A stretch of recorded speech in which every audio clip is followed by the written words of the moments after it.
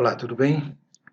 E nós vamos continuar com o assunto TC com secundário aberto.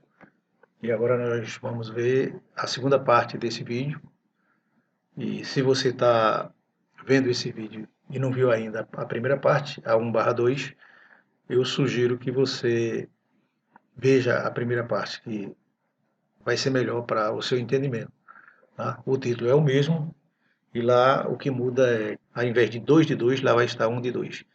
É a minha sugestão. Então vamos continuar onde paramos no outro vídeo, ok? E a gente começa fazendo uma apresentação rápida do circuito 1 TC, a gente já falou lá. O TC, o transformador de corrente, ele geralmente no primário ele tem um número pequeno de espiras, como a gente já disse, para evitar queda de tensão no circuito principal, no circuito primário, lá na carga.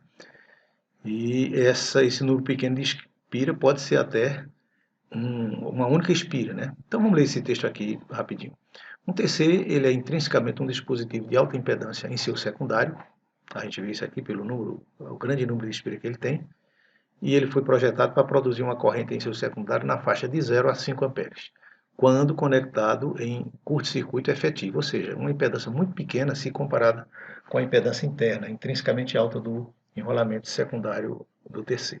Então, isso está sendo mostrado aqui. O fato dele poucas espiras no primário, ou até mesmo um único condutor, que seria o condutor da linha, o condutor do circuito primário, ele tem uma impedância baixa, e com isso ele não causaria uma queda de tensão significativa, aliás, inexpressiva. E no secundário, como ele tem um número muito alto de espiras, no enrolamento secundário ele vai ter uma impedância alta, de modo que se você botar uma carga aqui de baixa impedância, ou se você curto-circuitar, não vai ter problema, porque a corrente vai ser limitada por essas impedâncias e você vai ter uma corrente baixa. E aqui a gente dá uma ideia do comportamento de um transformador de corrente, mas que também vale para qualquer tipo de transformador, né? É a relação entre a corrente e o número de espiras. Então, se você tem uma corrente alta, aqui no primário, por exemplo, eu tenho uma corrente aqui no primário desse TC de 10 amperes e eu só tenho uma espira, fazendo analogia com esse circuito aqui. Então, no secundário, se eu quiser obter uma corrente, por exemplo, de 10 miliamperes, tá? Eu preciso, quer dizer, 1000 vezes menor, eu vou precisar de colocar 1000 espiras lá nesse secundário. Claro que o teste, o projeto, né, o cálculo não é tão simples assim, tem outras coisas envolvidas aí, núcleo, outras coisas mais, mas de forma geral é o que acontece com o TC. Tá? A relação de corrente ela é o inverso da relação de espiras, quando você compara o primário e o secundário. E essa autoimpedância secundária limita intrinsecamente a corrente secundária a um valor para o qual o TC foi projetado para suportar essa corrente, que no caso geral é de 0 a 5 amperes em regime, mesmo quando ele está ligado em curto-circuito, né? Ou em carga, com cargas muito baixas, ele não passa disso aí. Porém, esse secundário ele pode aguentar uma corrente até de 20 vezes a corrente nominal, que no caso aqui seria 100 amperes, mas isso por um período de tempo curto. Por isso, a proteção ela tem que atuar numa situação dessa para desligar imediatamente para não submeter o TC a correntes muito altas. Por isso que ele aguenta a corrente alta, mas por um tempo pequeno. E como os TCs são projetados para produzir uma corrente secundária, que é uma porcentagem fixa da corrente primária, ele produz uma tensão interna no enrolamento secundário que tenta forçar a quantidade correta de corrente secundária através da carga. Ou seja, para que eu tenha uma corrente, eu preciso de uma tensão. É uma tensão baixa, mas ela existe, mas é o suficiente para fazer com que essa corrente secundária ela circule, essa corrente circule lá no secundário do TC. Agora, se esse circuito secundário ele for aberto, enquanto ainda houver corrente lá no primário do transformador, tiver corrente fluindo lá, o TC vai produzir uma tensão muito alta no secundário, tentando forçar essa corrente através de uma impedância infinita. Né? Lá no outro vídeo a gente mostra a equaçãozinha lá, onde a gente vê que a tensão, que é igual ao produto da corrente pela impedância, como a impedância ela é infinita, no caso do TC aberto, no seu secundário aberto, você seria gerada uma tensão muito alta na tentativa de fazer circular uma corrente por aquela impedância, que é infinita, que é o caso do TC aberto. Então, essa já poderia ser uma explicação para que a gente justificasse por que é que eu não posso abrir o secundário de um TC.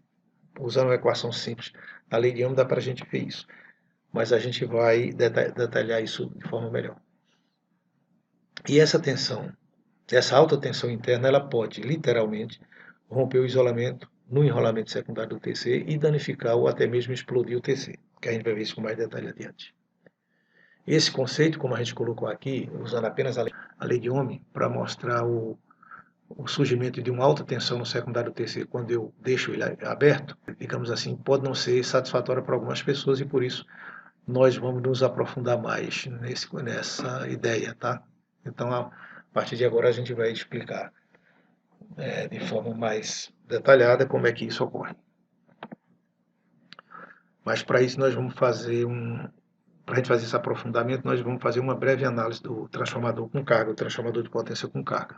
Que, aliás, a gente está fazendo uma coisa inversa ao que quando você vai falar da teoria dos transformadores, que a gente mostra primeiro o transformador invasivo e depois a gente mostra o transformador em carga.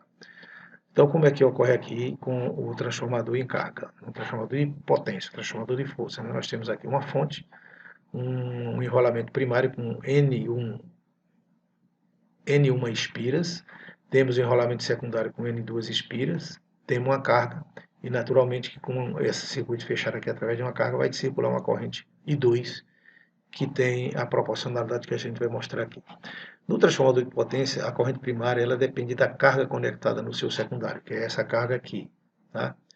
Porém, a fonte primária ela não só tem que fornecer corrente para suprir essa carga aqui. Ela também precisa suprir uma corrente para magnetizar o núcleo do transformador.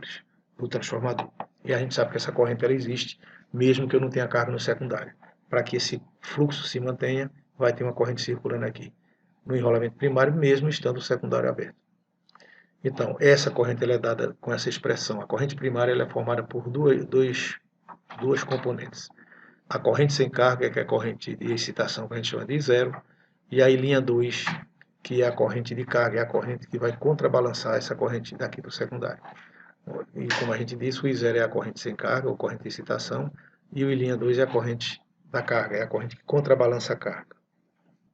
Então, completando essa análise, o que é que nós temos aqui? Esse I' 2 ele é fornecido por essa fonte, pela fonte primária, para suprir a corrente de carga secundária I2, essa corrente aqui.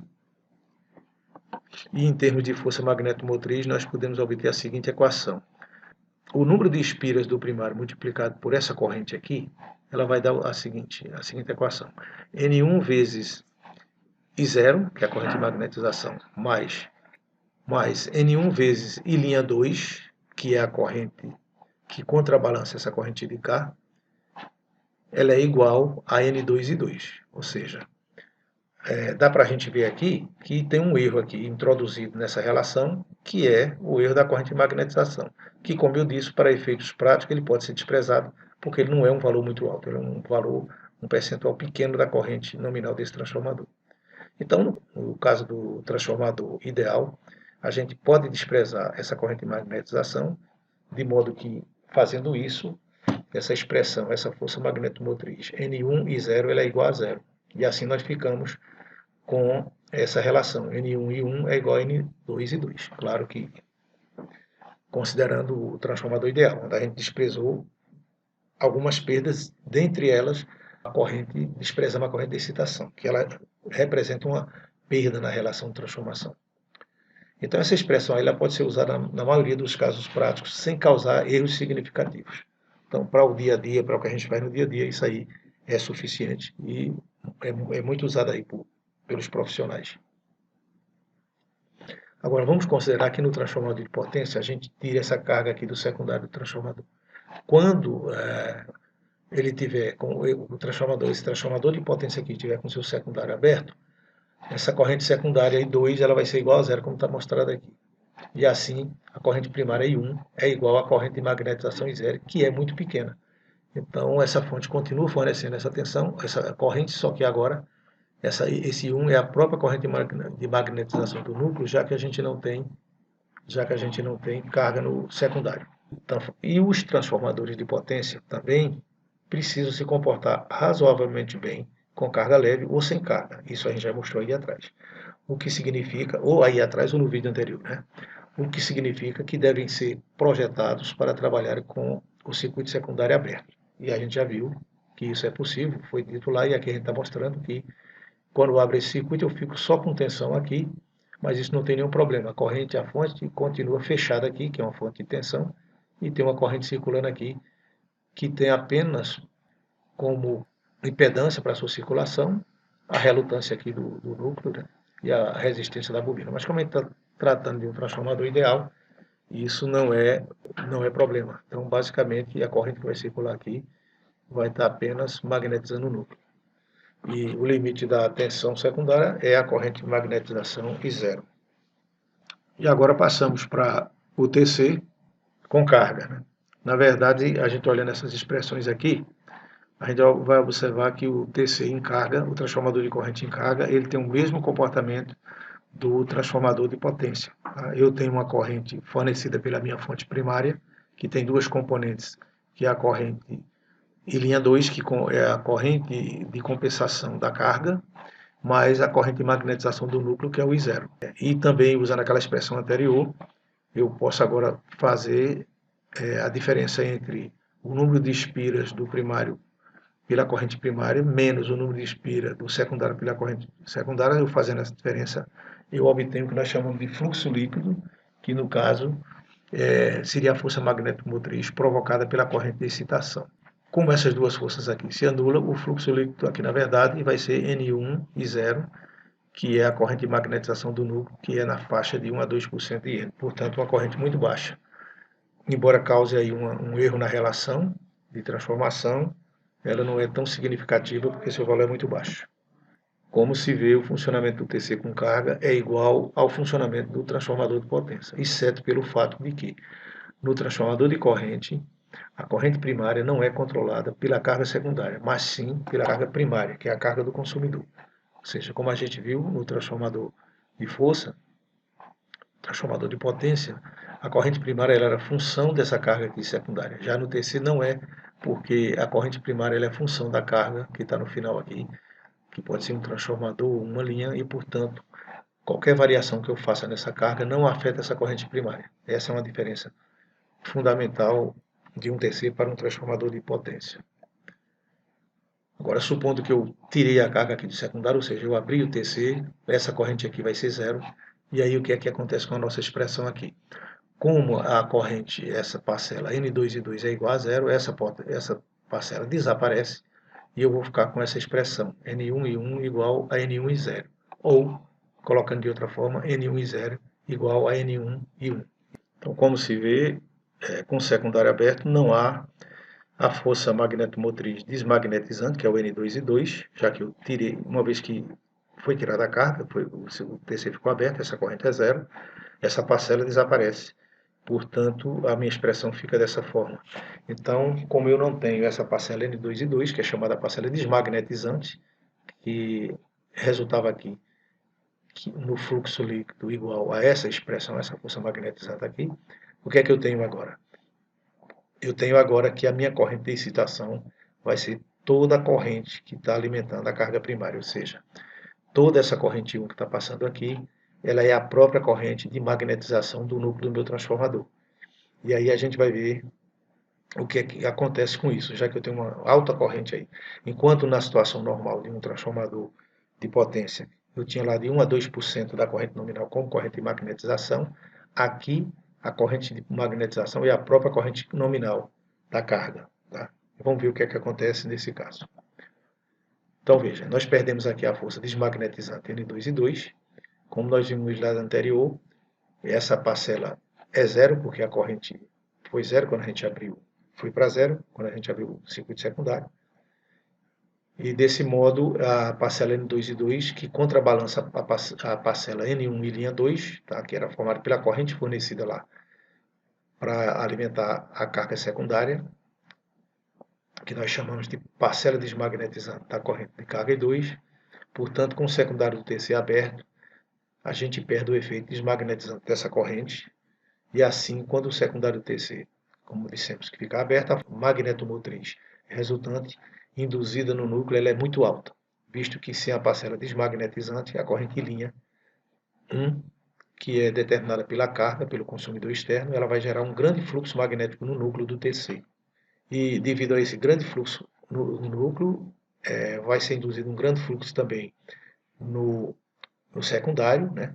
Vai ter um grande fluxo lá, e o que, por sua vez, produzirá uma alta tensão nos terminais secundários do TC aberto. Por isso, que não podemos deixar o secundário do TC aberto, porque numa situação dessa, como a gente está mostrando aqui, você vai ter uma tensão muito alta lá no secundário, e nós vamos ver as consequências disso aí. Essa alta tensão ela leva à falha de isolamento do TC, devido à tensão ser muito alta, ela vai danificar o isolamento, e provavelmente vai levar a um curto-circuito ou uma falha dentro do TC por conta da alta tensão a que o TC vai ser submetido. O fluxo excessivo do núcleo satura permanentemente esse núcleo do TC, causando erro na relação de transformação. Claro que, para o caso do TC aberto, falar em erro de relação de transformação não faz muito sentido, porém, nós temos outra situação também em que o núcleo pode saturar, que é um aumento de carga no secundário do TC, como a gente viu. O secundário do TC ele tem que ter cargas muito, muito baixas, né, para poder não afetar o primário, e, portanto, se você põe uma carga alta, uma impedância alta no secundário do TC, como a gente viu, vai se gerar uma alta tensão para tentar fazer com que circule a corrente nominal ali por aquela carga, e pode saturar o TC. Com essa tensão alta lá, você pode ter uma saturação do TC também. E a outra razão seria uma corrente também muito alta para um curto externo, por exemplo, ou até mesmo interno do transformador, se ele não foi bem dimensionado, e uma corrente muito alta também iria saturar o TC. E nesse caso, você teria um erro na relação de transformação por conta dessa saturação. Mas no caso do TC aberto, isso não tem importância, porque se o TC está aberto, não tem importância a questão da relação, porque não vai ter corrente nos dispositivos lá, como relés e medidores. Bom, e devido ao fluxo excessivo do núcleo, a esterese e a perda por corrente de Foucault, elas são muito altas, e o TC vai ficar superaquecido. Como o tanque do TC é preenchido com óleo, por causa do superaquecimento, o óleo do TC ferverá e começará a emitir vapor. Devido à vaporização do óleo do TC, o tanque do TC será pressurizado e ele poderá explodir. Essa é a razão por que o TC aberto ele poderá explodir, embora que não é uma coisa automática, não é uma coisa imediata. Abriu o secundário do TC, ele vai explodir. Não é assim. Dependendo da corrente que está passando no primário, o TC pode passar várias horas com seu secundário aberto sem explodir. Isso não é uma coisa, digamos assim, não é um fato consumado. Tá? Vai depender muito das condições. Provavelmente, se eu tiver com a corrente máxima, com a carga máxima no meu circuito primário, ele poderá explodir realmente. Mas se a carga estiver baixa, ele pode aguentar um bom tempo aí sem explodir, porque ele vai depender desses fatos aí, né? Você ter o aquecimento do óleo, a vaporização, né? O aumento de pressão até que ele exploda. Então não é uma coisa também tão rápida assim, mas é uma conveniência que é uma coisa que tem que ser tomada providência de imediato. Né? E a principal seria você constatando que o secundário do TC está aberto, de imediato você manda desligar o circuito primário, manda desligar a carga, para evitar que o TC seja danificado. E a explosão do TC ela resulta em interrupção de energia e, consequentemente, na perda de receita. Além disso, o TC explodindo ele pode danificar os equipamentos nas proximidades, causando ainda mais prejuízo. Além disso, se alguém tocar acidentalmente no secundário do TC, com o circuito secundário aberto, devido a essa alta tensão que a gente mostrou aí que vai acontecer, ele será eletrocutado e pode ser um acidente fatal. Então, é preciso ter todo esse cuidado, né, e saber o que é que pode acontecer quando se abre o secundário de um TC. E aí a gente alerta que isso não a tensão ali não é baixa, é tensão da ordem de kV. Tá? Então, geralmente você trabalha no secundário de um TC com 64 volts AC, com 115 volts AC, e imagine que de repente isso aí vai para 1000 volts, 2000 volts ou mais, e isso pode ser fatal. É um cuidado que tem que se ter. E complementando esse assunto, ainda sobre o secundário do TC aberto, é importante observar, como a gente está mostrando aqui, que para que o TC seja considerado como secundário aberto, é preciso que nenhum enrolamento secundário esteja sendo utilizado. Por exemplo, esse TC aqui ele tem um primário, que é P1 e P2, e tem dois enrolamentos secundários no mesmo núcleo. Então, para que você tenha o efeito desmagnetizante, você não precisa que todos os enrolamentos secundários estejam utilizados. Isso não quer dizer que deva sempre deixá-los abertos. Não tem nenhum mal se você está usando esse enrolamento, como no exemplo aqui, você está usando o enrolamento S3, S4, alimentando aí uma carga, digamos que seja aí um medidor ou um relé, e é conveniente que o outro enrolamento que você não está usando, você curte-circuito, o S1 ou o S2. Mas isso não é obrigatório, a,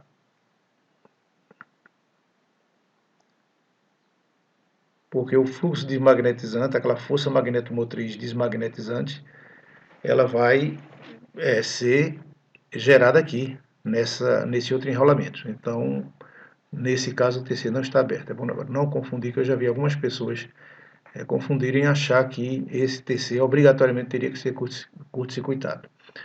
Necessariamente não. Então, quando você encontrar uma ligação dessa forma, um TC com secundário ligado dessa forma, entenda que o TC não está com secundário aberto, porque eu tenho pelo menos um dos enrolamentos usado. Né? Isso é bom ficar claro. E eu já presenciei situações em que foi feito um comissionamento e um ano depois tinha lá um TC aberto e não tinha acontecido nada com o TC. Não lembro agora qual foi a solução naquela oportunidade e qual foi a conclusão que se chegou, mas pode ter sido isso.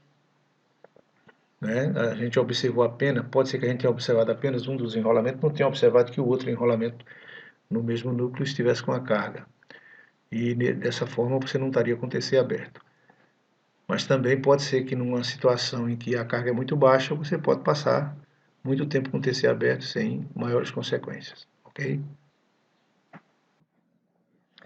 Bom, e aí se você gostou do vídeo, dessa videoaula, eu peço que você visite o nosso site, que é o www.eletricaparatodos.com. Lá nós temos mais vídeos gratuitos e temos também dois cursos, o PLT, que é proteção de linha de transmissão, proteção e controle de linha de transmissão, e o PES, que é proteção de equipamento de subestação. Tá? Nesse PES, a gente tem proteção de transformador, de reator, de transformador de aterramento. A gente só não tem ainda, que eu pretendo futuramente colocar, é proteção de barras, mas o resto a gente tem aí nesse curso. E você pode ver esses vídeos aí no canal do nosso site, o canal do YouTube, cujo link está aí embaixo. Apesar de você não poder copiá-lo aí, mas quem quiser pode anotar, né? Eu vou colocar ele aí no vídeo, para que você possa acessar se você assim o desejar, ok? Então, até o próximo, né? Nós deveremos estar colocando aí outros assuntos, aí outras aulas, e até a próxima aula.